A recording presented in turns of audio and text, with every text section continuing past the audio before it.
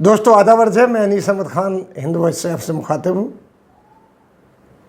देश एक, इसी देश के रहने वाले एक, लेकिन जाने क्यों कानून अलग अलग हैं पुलिस के। किसी के लिए वीआईपी हैं, उनके लिए दूसरा कानून है, आम आदमी के लिए दूसरा कानून है। ये बात साफ झलकती है नूपुर शर्मा और नवीन जिंदल और एक और रेहान है, उनकी बात देख के। नूपुर शर्मा और जिंदल पर एफआईआर दर्ज की गई आईपीसी की 153, 295 के तहत इनके ऊपर एफआईआर दर्ज की गई। डेरोगेटरी बात कहने, यानी किसी की भावनाओं को ठेस पहुंचाने के लिए और ऐसी बात कहने के लिए जिससे दूसरे समुदाय को धचका पहुंचे इस तरीके से और उससे भाईचारा बिगड़ रहा हो। वहीं रेहान जो बरेली के रहने वाले हैं, उन्होंने भी एक व्हाट्सएप पर एक कार्टून बनाया नूपुर शर्मा और रियाती नरसिम्हानंद का, और उसको भी उस पर उनकी भी एफआईआर दर्ज हुई। एफआईआर दर्ज होते साथ ही यूपी पुलिस ने रेहान को 12 घंटे के अंदर गिरफ्तार कर लिया रात को, और रात को ही उसकी मेडिकल हुआ और जेल में डाल दिया गया। यहाँ नूपुर शर्मा और नवीन जिंदल जो हैं वो आज तक ना मिल रहे हैं, ना उनको कोई ढूंढ पा रहा है। यहाँ तक कि मुंबई पुलिस, महाराष्ट्र पुलिस पड़ी हुई है दिल्ली में नूपुर शर्मा की तलाश करने के लिए, लेकिन नूपुर शर्मा नहीं मिल रही है। और इस चीज़ को दबाने के लिए नई चीज़ आ गई है, अग्निपथ। सारी प्रेस, सारा मीडिया, हर चीज़ उसी पर लग गई है और इन चीज़ों को छोड़ दी गया है।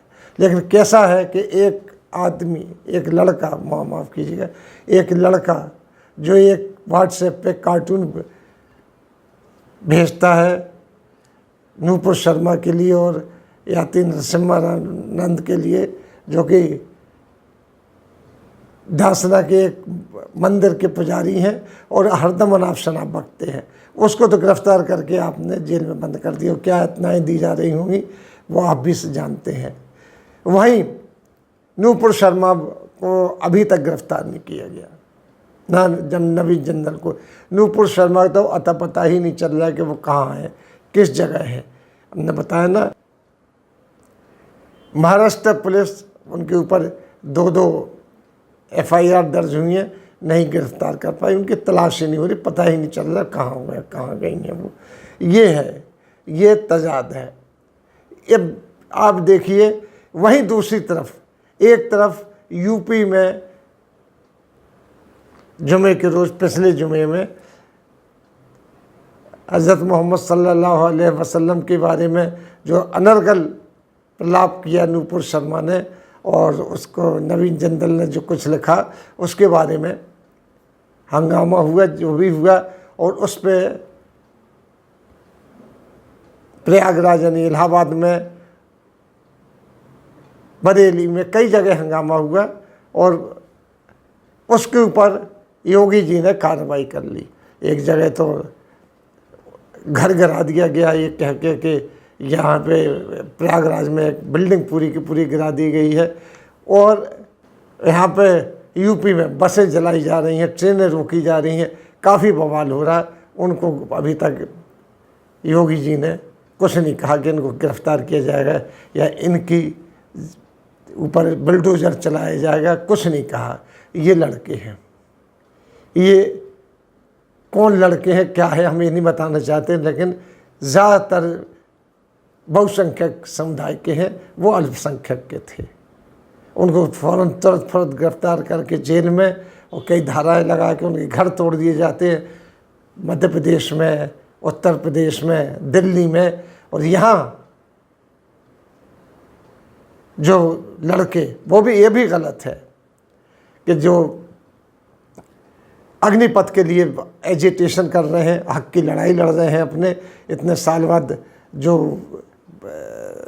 नौकरियां निकल रही हैं मिलिट्री में, उनमें अग्निपथ एक योजना बनाई गई है जिसमें सिर्फ 4 साल के लिए नौकरी, उसके बाद रिटायरमेंट है जिसमें पेंशन भी नहीं है, लंप सम दे के उनको छुट्टी कर दी जाएगी, जवानी में ही रिटायर हो जाएंगे। वो जवानी में नौकरी मिलेगी और जवानी में ही रिटायर हो जाएंगे।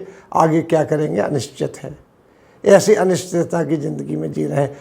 कितने लाखों लोग अभी बेरोज़गार पड़े हुए हैं, बेरोज़गारी का ग्राफ बढ़ते ही चला जा रहा है। और यहाँ पर